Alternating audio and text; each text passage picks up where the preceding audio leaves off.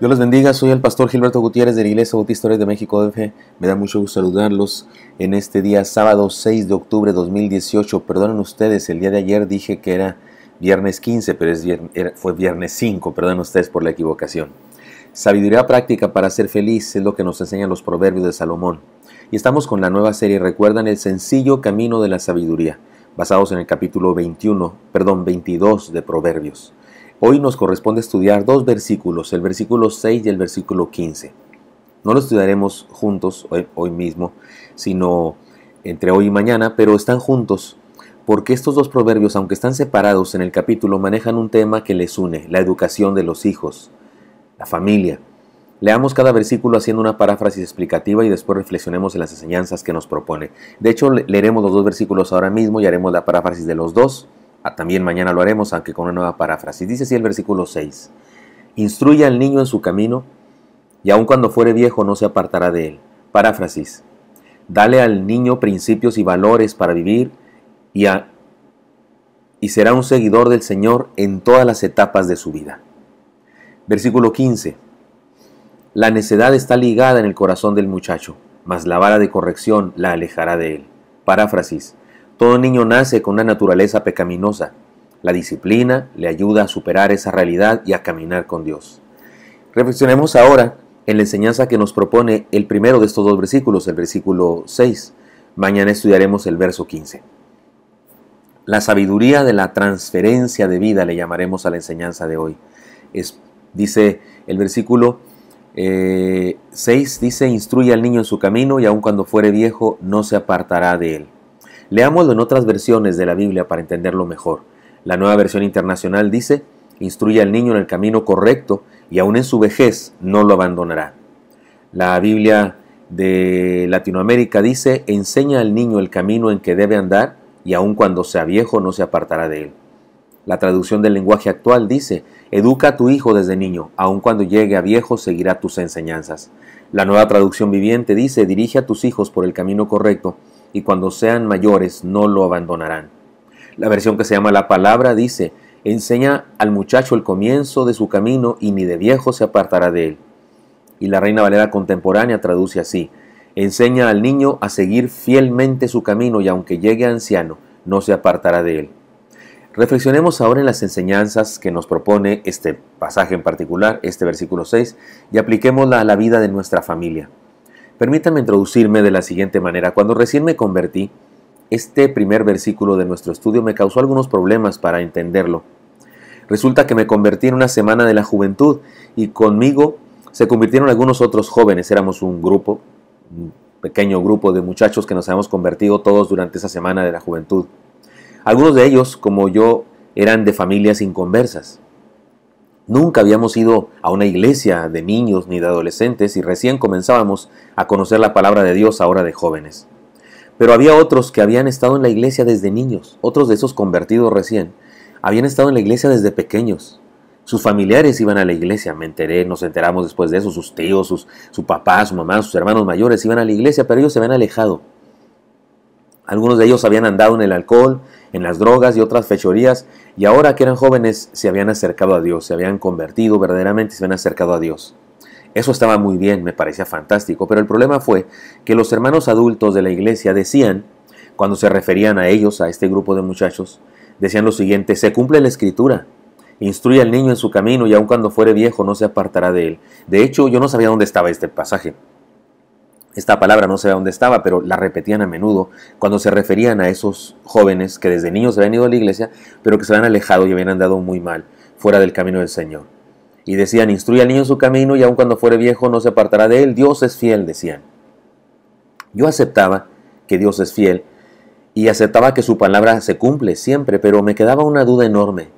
¿Fueron instruidos en el camino del Señor estos amigos míos?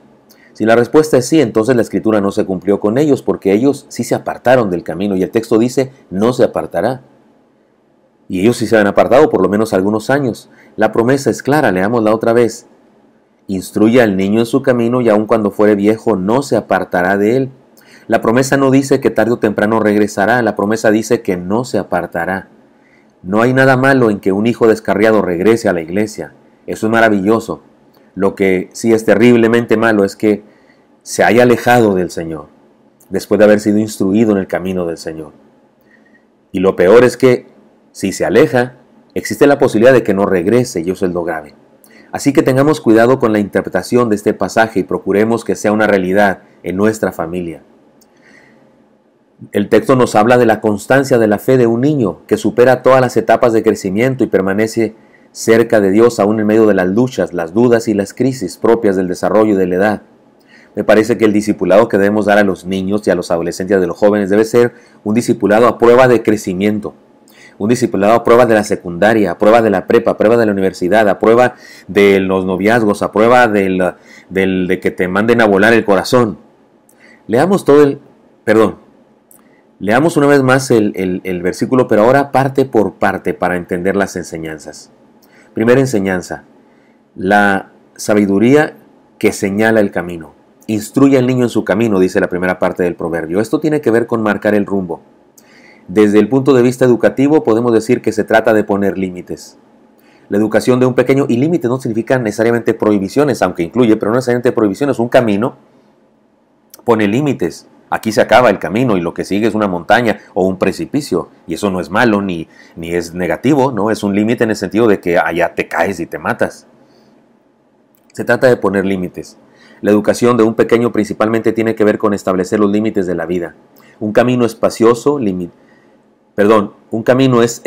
limitado por donde dos líneas que nos permiten seguir un rumbo determinado nos ayudan a llegar a una meta. Repito, un camino es un espacio limitado por dos líneas que nos permite seguir un rumbo determinado para llegar a una meta. Así que instruir a nuestros hijos en su camino tiene que ver con poner límites. Una vida sin límites es una vida confusa e insegura. Solo imagínese una ciudad sin leyes de tránsito ni semáforos.